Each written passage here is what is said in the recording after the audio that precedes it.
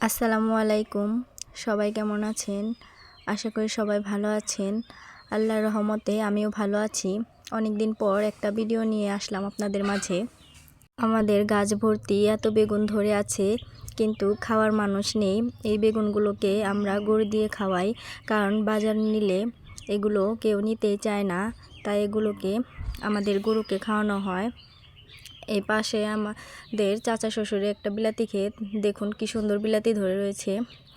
আর যাচ্ছিলাম, আজকে আমাদের আলু উঠানো হবে 1 কেল, তাই এই ধানের থাইলে পানি দেওয়া হবে, সেই জন্য এই পাশের 1 কেল আলু উঠানো হচ্ছে। আমার শাশুড়ি মা আগেই এসে এখানে আলু উঠানো শুরু করে দিয়েছে। আমার সাথে রাফসানের মা সবাই এসেছিলাম আমরা। ও কিন্তু অনেক দুষ্টু, দেখুন কিভাবে লাফালাফি করছে ক্ষেত ভরে। ও এখন ধানের থাইলের উপরে দৌড়াদৌড়ি শুরু করে দিয়েছে। তারপর ওর মা ওকে নিয়ে বাড়ি চলে গেছে। আমাদের নিজেদের খাওয়ার জন্য এই অল্প একটু আলু লাগানো হয়েছে।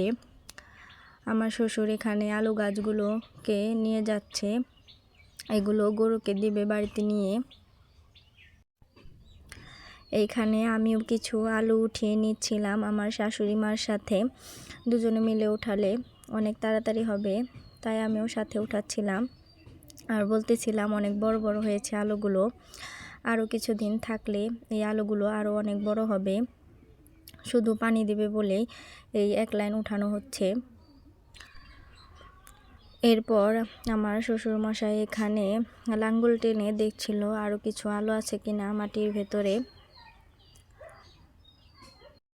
আমাদের ধানের থাইলগুলো মাঝখান দিয়ে মরে যাচ্ছিল, সেই জন্য এই থাইলে এখন পানি দেবে। আর পানি আসলে এই সাইডের আলুগুলো নষ্ট হয়ে যাবে, তাই এগুলো উঠিয়ে নিচ্ছিলাম। এই লাঙ্গল টানলেই কিন্তু মাটির নিচে সব আলু বেরিয়ে আসে, তো দেখতেই পাচ্ছেন। আর আমাদের এই আলুগুলো কিন্তু পরে উঠানো হবে বাড়তি হলে, শুধু পানি দেওয়ার জন্যই এই অল্পটুকু উঠানো হলো। তো সবাই ভালো থাকবেন, সুস্থ থাকবেন। আল্লাহ হাফেজ।